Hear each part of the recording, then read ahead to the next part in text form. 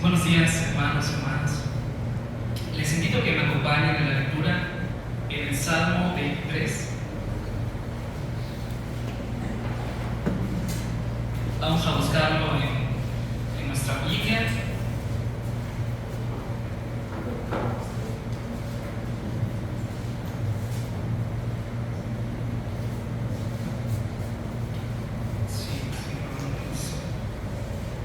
Vamos a la lectura.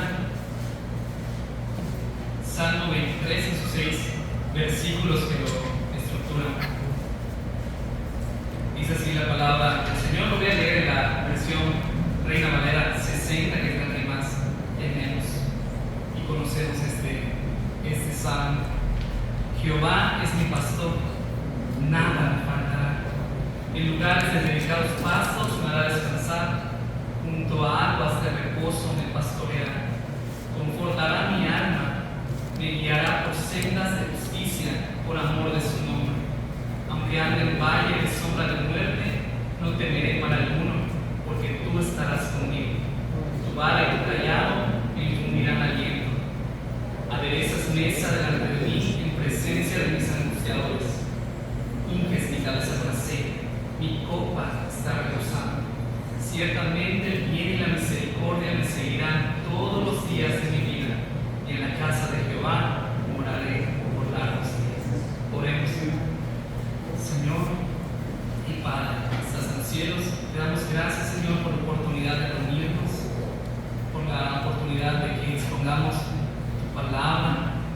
Señor, te pedimos que hagas la obra en la vida de cada uno de nosotros, que tu palabra penetre en nuestros corazones de tal forma que estamos transformados a lo que tú has propuesto que nosotros lleguemos a ser.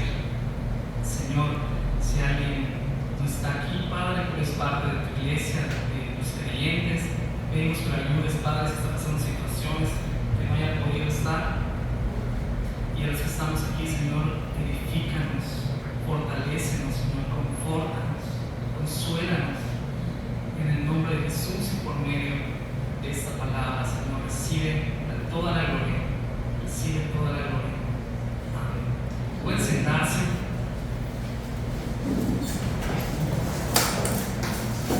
En estas fechas que terminamos el año anterior, empezamos uno nuevo, creo que todos hemos escuchado algunas ideas, algunas filosofías que hablan acerca del éxito, de la prosperidad, ideas y filosofías de bien para este nuevo año que estamos comenzando. Todos queremos que nos vaya bien, todos queremos esperar un año bendecido, ¿verdad? Pero, y personalmente lo digo, también he escuchado enseñanzas desde púlpitos en las cuales se nos prometen promesas y bendiciones sin fundamento, por doquier, enseñanzas plagadas de bendiciones, éxito y prosperidad que no están fundamentadas en la palabra. Ideas, escuchen esas ideas. Dios te quiere bendecir. Dios te va a traer el éxito que deseas. Este año Dios tiene algo para ti. O este es tu año. Son ideas que hemos escuchado, tal vez en las redes sociales, tal vez en la televisión, tal vez en una iglesia. Y en esta mañana, en esta enseñanza, no voy a hablar de que Dios tiene cosas malas para nosotros. No es lo que estoy diciendo. Estoy diciendo que muchas veces estas promesas no tienen fundamento en la Escritura. No tienen fundamento en la Escritura. Y cada vez que yo me topo por alguna de esas enseñanzas, medito en esto. Si Dios nos ha entregado a su Hijo, ¿qué más podemos esperar? Amén. ¿Qué más queremos, hermanos? ¿Qué más podemos pedir si Dios envió a su Hijo, mostrando su amor, como dice la palabra? En esto hemos conocido el amor en que Dios entregó a su Hijo. Lo más valioso que tenía, la mayor bendición para nosotros ya fue dada. Como dice un canto que a veces entonamos en este lugar, no no hay nada más que el cielo pueda dar. No hay nada mayor que pueda venir del cielo, porque el que podía bajar del cielo ya lo hizo. Bajó del cielo y cumplió esa obra preciosa para nosotros. A lo cual yo voy y digo, estoy seguro de que algunos creyentes, algunos cristianos subestiman, escuchen esto, hermanos, subestiman cuán grandes bendiciones nos han sido proporcionadas en la cruz del Calvario. Repito la idea, muchos creyentes subestiman y no han entendido cuán grandes bendiciones, cuán grandes promesas nos han sido proporcionadas gratuitamente por la fe a través de la obra de la cruz del Calvario, la obra de Cristo. Así que en esta mañana yo voy a estar hablando del Salmo 23 para hablar de esas promesas, de esas bendiciones, sí, para este 2023, pero no solamente para este año, sino para nuestras vidas fundamentadas en la Escritura, en este Salmo. Sin duda es un Salmo que todos conocemos, es un Salmo que probablemente no sabemos de memoria, es un Salmo que aún los pequeños lo han memorizado. No estoy diciendo que no lo conozcan, no estoy diciendo que no lo hayan entendido, estoy diciendo que vamos a explicarlo y analizar estas grandes bendiciones que nos han sido dadas a través de este Salmo. Y este Salmo fue escrito por el rey David, un personaje que todos conocemos muy bien, todos lo conocemos, y él había sido desde joven pastor de ovejas, por lo cual en ese Salmo escribe cómo es la relación de un creyente con Dios, figurándola como el pastor y las ovejas. El pastor y las ovejas es una idea muy diversa, es una figura que tiene muchas formas de apreciar esta relación. Y vamos a empezar con el primer versículo. En la versión de Reina Valera 60 nos lo pone así: Jehová es mi pastor, nada me faltará. La versión de las Américas lo encontramos como el Señor es mi pastor. Tal vez en alguna pudiera tener otra palabra. El hecho de que el salmista diga que el Señor es mi pastor quiere decir muchas cosas, pero algunas de ellas es que el pastor permanece con el rebaño. El pastor está con el rebaño, y está con el rebaño porque el pastor es aquel de quien las ovejas dependen totalmente. Las ovejas dependen del pastor totalmente para subsistir, para sostenerse. Estamos hablando de que el pastor alimenta las ovejas, el pastor da de beber a las ovejas, el pastor protege a las ovejas, el pastor guía a las ovejas.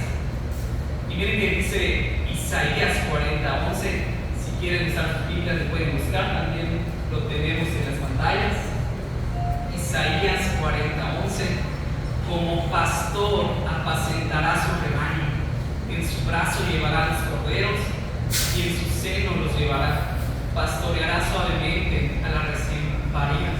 Esta es una profecía en Isaías, como el mismo Señor, el mismo Dios, usa la figura del pastor, hablando de ese trato que le da a su pueblo, a sus hijos. Como decía anteriormente, David entendía esto, pues él había sido un pastor de ovejas en su juventud. Creo que lo entendía más que cada uno de nosotros, que creo que nunca hemos estado cerca de ser pastores de ovejas, ni cerca de ver a uno real en su contexto. Y hay algo maravilloso, hermanos, en este pasaje. Cuando el rey David lo escribió, dicen los teólogos que sabía exactamente a qué persona de la Trinidad se refería: al Padre, o al Hijo, o al Espíritu Santo. El rey David se refería a Cristo. Amén. Se refería al Hijo. El rey David estaba diciendo: Jesucristo es mi pastor. Jesucristo es mi pastor, nada me faltará. Decimos aquí muchas veces, Cristo sostiene a la iglesia. Amén. ¿Y por qué lo digo? Digo fundamentado en la palabra. En el capítulo 10 del Evangelio de Juan, el Señor Jesucristo viene y dice cuál es ese pastor del cual el Antiguo Testamento había estado escribiendo, se había escrito de él. Capítulo 10, versículo 14 del Evangelio de Juan. Yo soy el buen pastor y conozco mis ovejas y las mías me conocen. Y si leemos ese capítulo completo, vemos como muchas veces el Señor Jesucristo dice: yo soy el pastor, yo conozco mis ovejas, las ovejas me conocen y me siguen. Ideas similares. Así que podemos decir con confianza que Jesús es nuestro pastor. Nada. Amén. Gloria a Dios. Pero no podemos continuar sin recalcar que estas promesas, que esta seguridad en el pastor, solamente lo pueden tener las ovejas. Solamente lo pueden tener las ovejas. Y la Biblia habla de ovejas y habla de cabras, habla de trigo y habla de cizaña. ¿Y por qué lo digo? ¿Por qué lo digo? Porque muchas personas podemos afirmar ser ovejas, pero solamente nuestra vida se va a evidenciar si somos verdaderamente ovejas por los frutos. En Mateo capítulo 7, el Señor Jesucristo habla que por sus frutos se conocerían a los maestros, así también a los discípulos. ¿Y qué pasa en el versículo 22 del capítulo 7 en Mateo? Dice el Señor Jesucristo: muchos me dirán en aquel día: Señor, Señor, ¿no hicimos todo esto en tu nombre? Y el Señor Jesucristo dirá en aquel día: nunca os conocí. Nunca os conocí. Porque no se trata de que tú conozcas a Jesucristo, sino que Él te conozca a ti. Porque como decía con un hermano esta semana, si el Señor es el Rey, el Señor tiene su reino, tú no puedes llegar y decir: quiero ver al Rey, porque sus guardias te dirían: permíteme ver si Él te quiere ver a ti. Entonces el guardia iría con el Rey y le diría: mira, te está buscando X persona, yo no lo conozco, no puede entrar. Lo mismo decía el hermano Paul Washer acerca de la Casa Blanca. Yo puedo ir y decir que conozco al presidente y el presidente decir: no sé quién es, no entra. Porque no se trata de que tú conozcas al rey o al presidente, sino de que Él te conozca a ti y podrás pasar a ese reino. Porque no te hace oveja asistir a una iglesia, no te hace oveja ser hijo de creyentes, no te hace oveja hacer las cosas que hacen los creyentes nada más. ¿Por qué quiero decir? Las personas de Mateo 7:22 decían: Señor, Señor, no hicimos estas cosas en tu nombre. ¿Saben qué estaban diciendo ellos? Me gané el cielo por lo que yo hice. Es lo que estaban diciendo. Pueden checar el pasaje en su Biblia, no lo puse en las diapositivas. Me gané el cielo por lo que yo hacía. ¿Por qué no me recibes? Porque no es por obras, dice Efesios 2:8 y 9. No es por obras para que nadie se gloríe. Es por gracia, por medio de la fe, que podemos acercarnos al Padre y obtener la salvación. Es por gracia, por medio de la fe. Y la fe es un don de Dios, como dice Efesios 2. Y en 2 Corintios 13:5, el apóstol Pablo hace este llamado a todo aquel que se dice creyente a examinarse a uno mismo. Examinaos a vosotros mismos, pruébense ustedes mismos para ver si están en la fe. Para ver si están en la fe. Y yo lo digo de esta manera: sé honesto contigo mismo. ¿Quién eres cuando estás solo? Te domina tu corazón perverso. pero ya tiene su corazón regenerado por Dios. Gloria a Dios. No importa que esa persona dice que yo no soy cristiano, ¿qué importa si esa persona no le caigo bien porque piensa que no soy cristiano? No importa qué piensen los demás, importa qué piensa Cristo de ti. ¿Qué piensa Cristo de ti? Te ha transformado tu corazón, ha regenerado tu corazón y tus pensamientos. De eso depende que seas una oveja del Señor, que te hayas acercado por la fe a Cristo, por la fe, no por la obediencia de obras, aunque después de la fe viene la obediencia como evidencia. Un poquito. Continuemos con la siguiente línea de ese primer versículo, que dice: nada me faltará. Nada me faltará. Y ahí tenemos un versículo consecuente. Esa coma que tenemos ahí nos indica que consecuentemente, que si el Señor es nuestro pastor, consecuentemente nada nos faltará. Pues si tenemos al Señor del universo, al dueño de todas las cosas, como pastor, ¿qué nos puede faltar si Él es el dueño de todo? Amén. Salmo 34, 9 al 10. Temed al Señor, vosotros sus santos, pues nada les falta a aquellos que le temen. Gloria a Dios.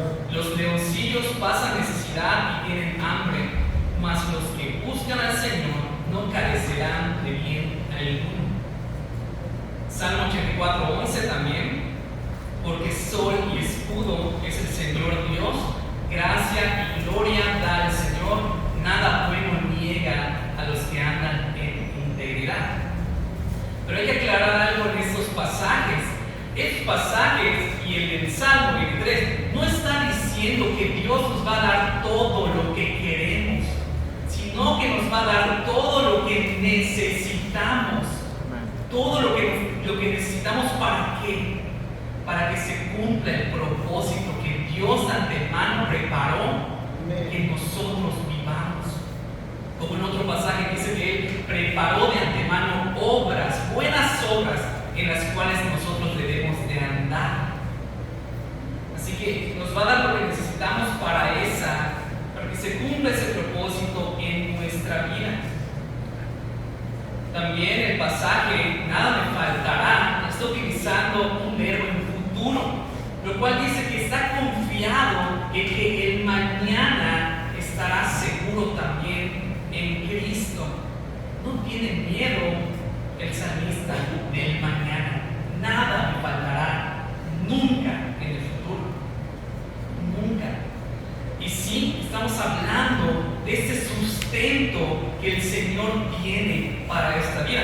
Lo hemos dicho, de hecho ayer se mencionaba también, las bendiciones que recibimos en Cristo primeramente son espirituales. Amén. Pero no podemos negar que Dios nos sustenta estando en esta tierra. Gloria a Dios. Todavía nos sustenta y nos va a dar lo que necesitamos. Para ello me gustaría hablar también de este pasaje que conocemos todos, muchas veces lo pegamos o lo han pegado personas hasta en su automóvil. Vamos a ver Mateo 6:33, qué es lo que quiere decir este pasaje para que lo conozcamos bien. Dice: mas buscar primeramente el reino de Dios y su justicia, y todas estas cosas serán añadidas. Pero hermano, ahí parece que dice que todo esto, todo lo que quiera será añadido, pero no es exactamente lo que quiere decir. Tenemos que ir al contexto en el mismo capítulo de Mateo. En el versículo 25 anteriormente nos dice de qué estaba hablando el Señor Jesucristo. No estaba hablando de todo lo que quieres, todo lo que deseas, sino de tres cosas. Vamos a verlas aquí. Por tanto os digo, no os afanéis por vuestra vida, qué habéis de comer o qué habéis de beber, ni por vuestro cuerpo qué habéis de vestir. ¿No es la vida más que el alimento y el cuerpo más que el vestido? Está hablando de alimento, de bebida y de vestimenta. Y lo reafirma en el versículo 31, 6:31. No os afanéis pues diciendo qué comeremos o qué beberemos o qué vestiremos.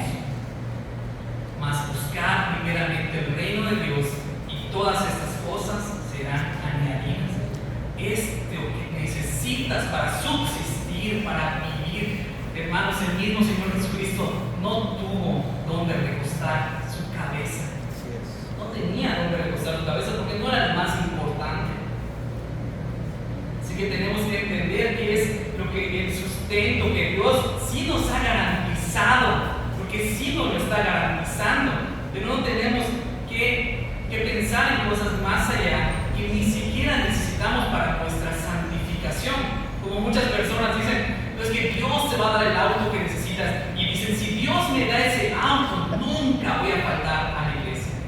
Llega el auto y lo primero que hacen es irse a pasear, viajar y faltar a la iglesia. Y sí, faltan a la iglesia. Voy a llevar a todos los hermanos a su casa.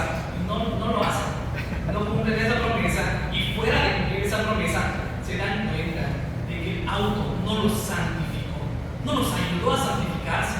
¿Por qué? Porque el auto era una petición del corazón que no estaba motivado por la gloria de Dios. No estaba motivado por la gloria de Dios. Por eso cuando venimos a la fe y Dios transforma nuestros corazones, nuestras peticiones se relacionan perfectamente con la voluntad de Dios. Pedimos por nuestra santificación, pedimos por una pasión por la palabra, pedimos por cosas que nos ayudan a santificarnos. Así que eso no es una garantía, no es una cláusula de todo lo que deseamos. Y pasamos, hermanos, al versículo 2 de este precioso salmo, que dice lo siguiente: en lugares de delicados pastos me hará descansar, junto a aguas de reposo me pastoreará. Y aquí hay dos elementos que están incluidos.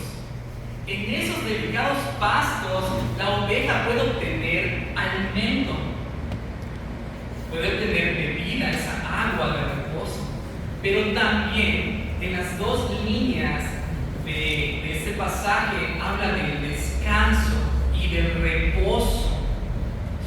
Es lo que más está haciendo énfasis: descanso y reposo después de haber obtenido el sustento del alimento y la bebida. Y este pasaje está hablando, escucha, qué hermoso es esto, del descanso que obtenemos cuando estamos en Cristo. Y la idea original de este pasaje es encontrar un oasis en medio del desierto. Imagínate estar andando por horas y horas, ni siquiera tienes que imaginar el desierto, imagínate el centro. Media hora que camines del centro al mediodía por la mañana, estás sumamente agotado.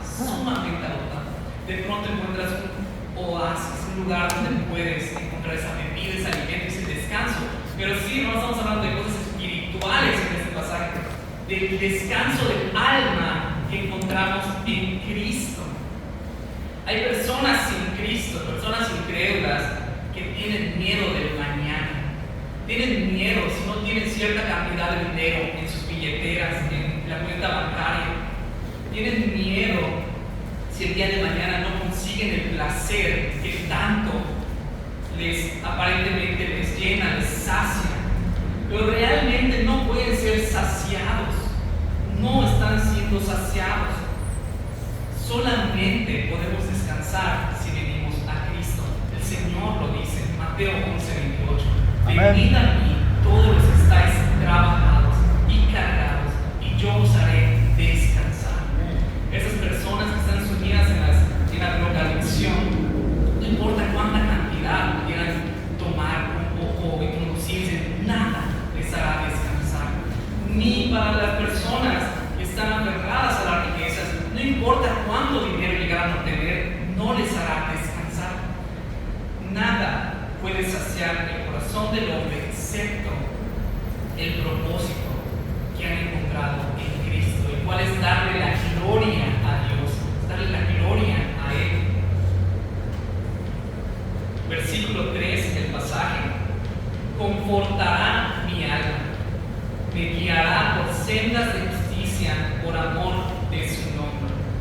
Este verbo confortar son sinónimos, es sinónimo de fortalecer, es un sinónimo de restaurar, es un sinónimo de sanar el alma. Y por alma, aquí el salmista se refiere al ser completo, no solamente a la parte intangible, sino al ser completo. Restaurará mi ser, confortará mi ser, fortalecerá mi ser. Eso quiere decir que ahora el creyente se siente completo en Cristo, se siente feliz, dichoso y satisfecho en Cristo. Y qué hermoso es esto, porque sabemos que no hay otra manera de ser felices en esta vida, sino sino solamente estando en paz con Dios a través de Cristo. Nada que el mundo pueda ofrecer nos puede dar ese beneficio, absolutamente nada. Y posteriormente dice, me guiará por sendas de justicia. Y esa parte no se puede desligar de la vida del creyente, no se puede desligar de este versículo. Me guiará por sendas de justicia. ¿Recuerdan lo que dice en Efesios 2, en su versículo 1 y 2? Él nos dio vida cuando estábamos muertos en nuestros delitos y pecados. Antes no andábamos en sendas de justicia, no andábamos en rectitud, no andábamos en obediencia, no podíamos obedecer a Dios. Pero cuando Dios te llama y te trae a la fe, te une a su iglesia y te da su Espíritu Santo para que tú puedas guardar sus mandamientos, ahora tú puedes andar en sendas de justicia, porque Él te guió a esa senda de justicia. No podrías hacerlo si no hubiese sido por Él. Y eso nos muestra dos cosas: que en el creyente hay una santidad progresiva y creciente, que la conocemos como la santificación, una santidad que Dios empezó y que Él va a hacer que progrese, que crezca.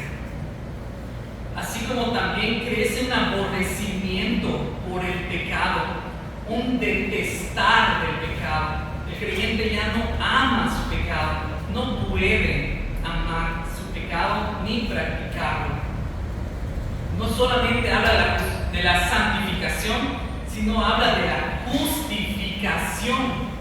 De la justificación, porque esa senda de justicia es que ahora nosotros andamos justificados, como si fuéramos completamente justos, completamente obedientes, puesto que esta justificación nos ha sido dada por Cristo. En la cruz Él nos impuso su justicia y nosotros le pasamos nuestro pecado, nuestra maldad. Ese glorioso intercambio del cual cantamos y creemos. Así que esa senda de justicia, la santificación y también nuestra justificación. Pero a mí me encanta, de verdad me encanta cómo lo dice Mateo 5, versículo 6 en las bienaventuranzas.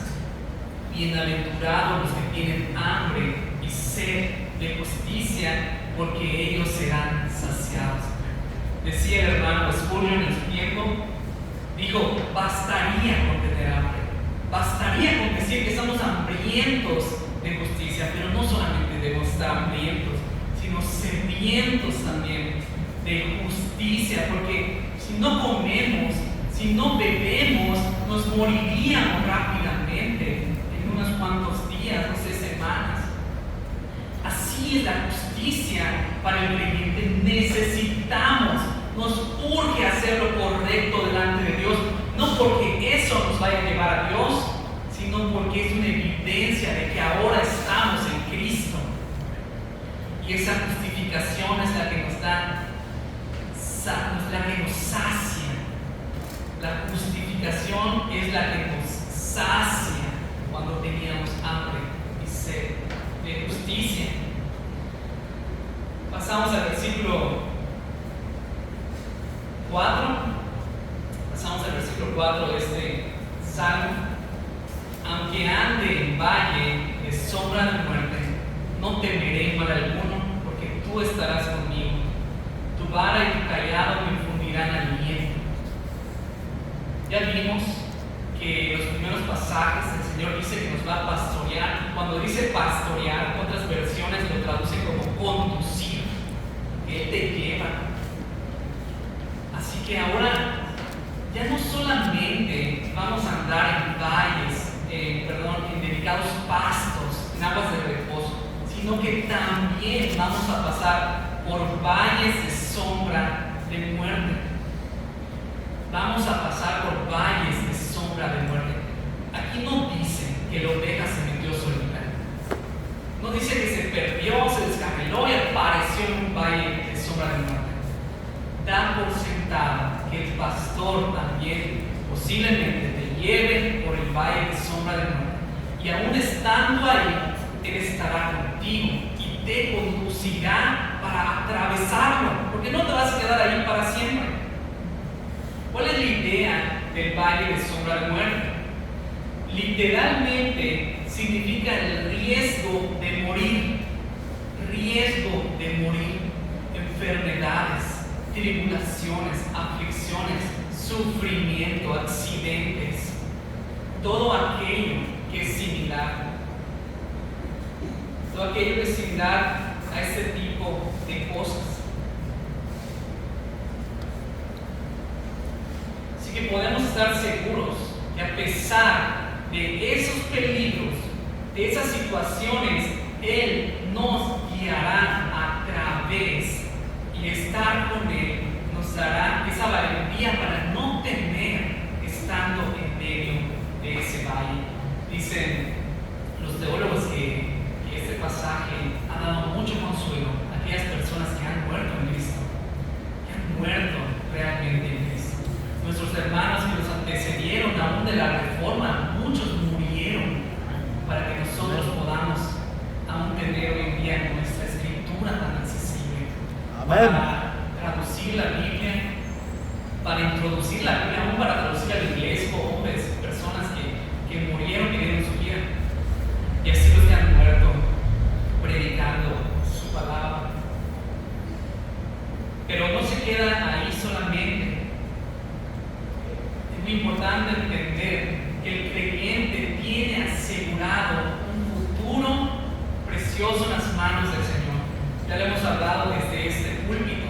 Para un creyente, después de la muerte, solo existe una continua existencia en la presencia de Dios. Cuando mueres, no te apagas solamente y te despiertas años después cuando el Señor vino.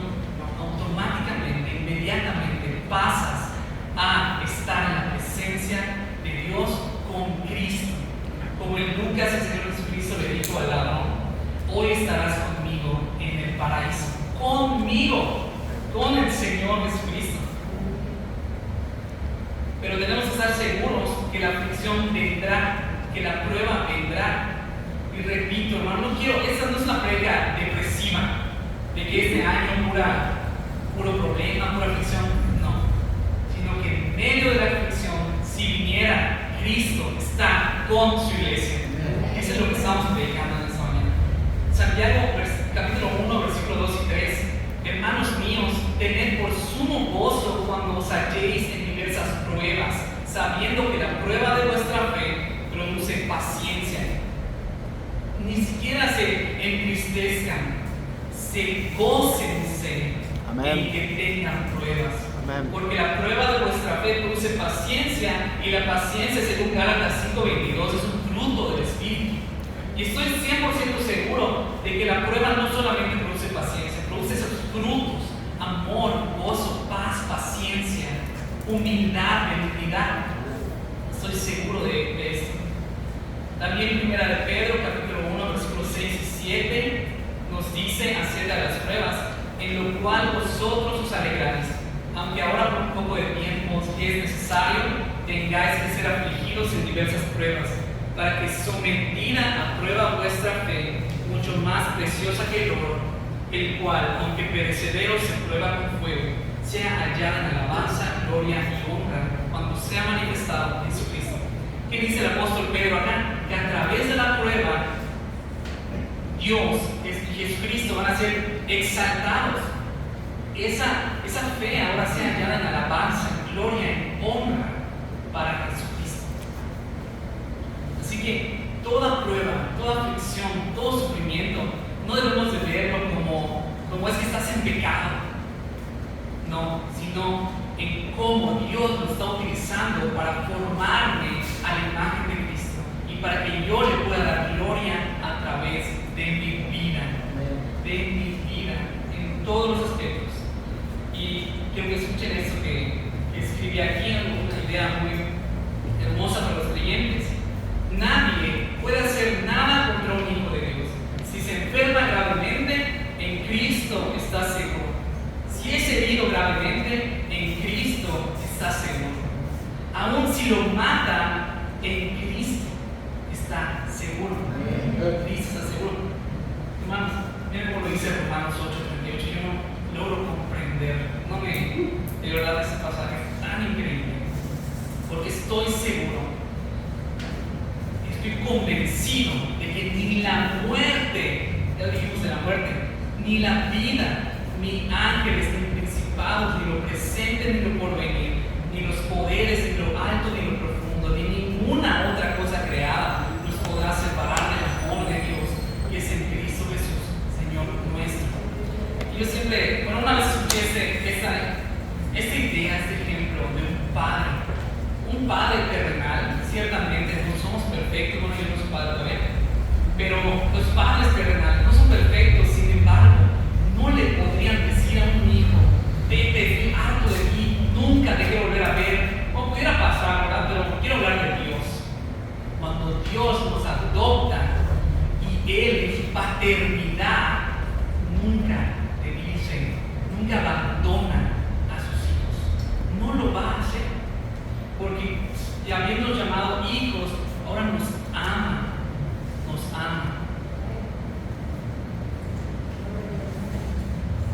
Así que continuemos con la idea del versículo que dice: tu vara y tu callado me infundirán aliento. Esta vara y este callado habla acerca de la dirección que el pastor le da a sus ovejas, asimismo de la corrección para que sigan en el camino, para que sigan en el redil, para que no se aparten hacia ningún lado. Es fácil para una oveja perderse. No sé si conocemos, hemos visto en la escuela acerca de las ovejas. No son animales fuertes, no son animales llamativos, animales que tengan muchas virtudes, ¿verdad? Creo que una de sus virtudes es que se dejan guiar. Tanto así que existen estos perros que las ayudan, ¿verdad?, a encontrar su camino, para dirigirlas a su corral y todo eso. Pero así son, tienen esa virtud de ser dirigibles. Para eso sirve la vara y el callado de Dios, de Cristo, del pastor. Pues si la oveja es débil, estamos seguros de que Cristo es fuerte. También hace referencia a la protección con la cual el pastor protege a sus ovejas de cualquier tipo de enemigo. Como decía, si la oveja no es fuerte, hay otros animales que son feroces, que son cazadores, de los cuales la oveja podría estar expuesta. Así que Cristo nos protege de todo lo que puede ser un enemigo, un adversario. Hermanos, hermanas, los enemigos que la iglesia tiene no son aquellas personas a las que les caemos mal. No es aquella persona que te cae mal en el trabajo. Ni siquiera te debería caer nadie mal en el trabajo si eres creyente. Estamos llamados a amar a esas personas, a hablarles de la palabra y no estar en un juego de niños allá de pelear. Así que me gustaría ejemplificar a estos enemigos, traerlos a lo que realmente es un enemigo para nosotros. Un enemigo, primeramente, es el diablo y es Satanás, que está buscando hacer a los hijos de Dios caer, que sí nos está tentando, sí hace todo su esfuerzo por engañarnos y sí controla este mundo caído. Es el que controla este mundo caído. Él es el primer enemigo que realmente tiene la iglesia. Pero también hay otros enemigos que son todo aquello que nos quiere impedir cumplir la voluntad de Dios para nuestra vida. Todo aquello que quiere impedir nuestra santificación. No sé si hemos tenido toda la oportunidad de leer el Antiguo Testamento, pero la ley completa dada en el Antiguo Testamento buscaba una cosa: la santificación del pueblo. La santificación perfecta del pueblo, perfecta. Eso es lo que siempre ha buscado Dios de sus hijos, que se santifiquen. Aún el apóstol Pedro en el Nuevo Testamento lo vuelve a decir: puesto que Dios es santo, sed vosotros también santos en toda vuestra manera de vivir. Así que todo enemigo es aquello que nos aleja de hacer lo que Dios quiere que hagamos. Estoy hablando de la santificación, estoy hablando de nuestra edificación y de la expansión del Evangelio. Salmo 23, versículo 5, y ya vamos llegando al final del Salmo. A partir de este versículo, la idea cambia. Teníamos que antes estaban las ovejas y el pastor en los primeros 4 versículos, pero ahora ya no vamos a ver la idea del pastor ni la idea de la oveja.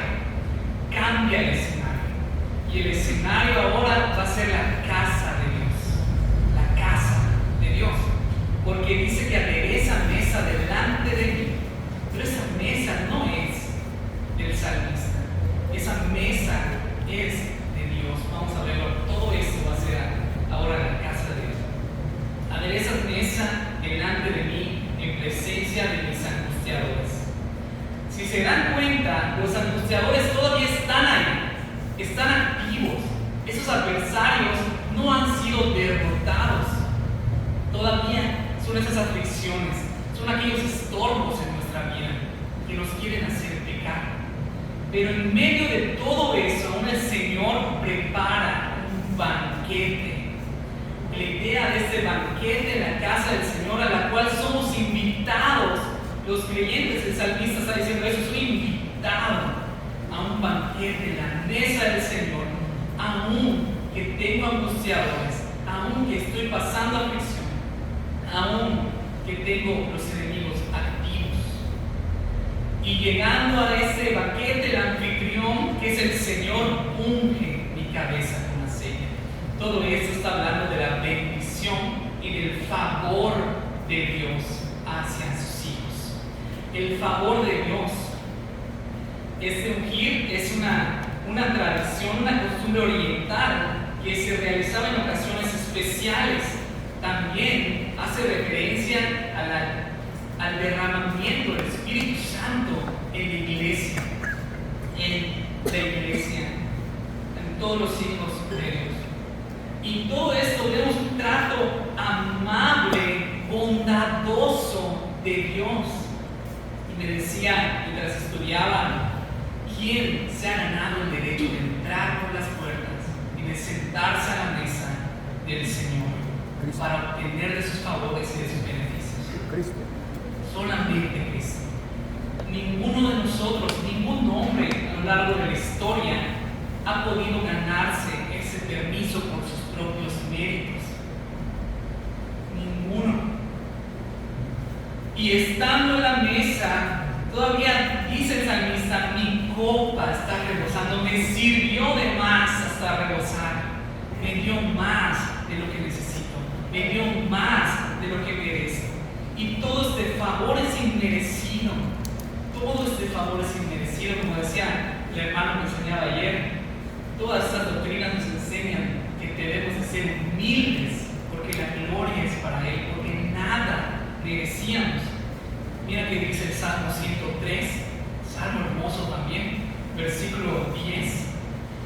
No ha hecho con nosotros conforme a nuestras iniquidades, ni nos ha pagado conforme a nuestros pecados, porque si lo hubiera hecho, ya estaríamos muertos y ya estaríamos condenados.